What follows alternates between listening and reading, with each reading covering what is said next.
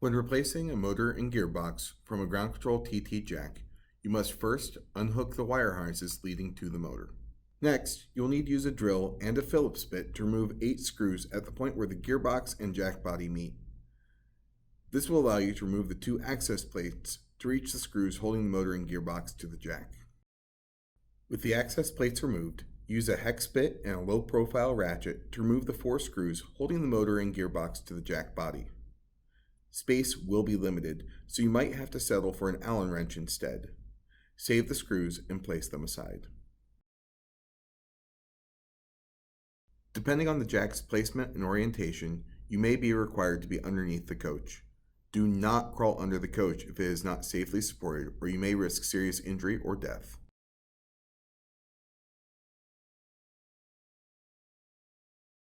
When the motor and gearbox come free, take note of the orientation of the D-shaft.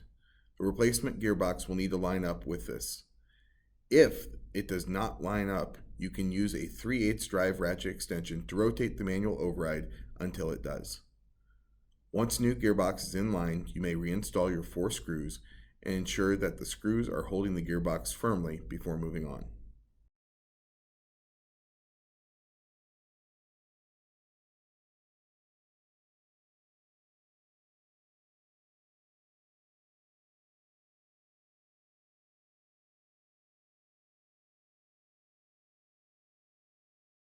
Next, we need to use the 8 screws we removed to re-secure the 2 access plates back onto the jack using our drill and Phillips bit.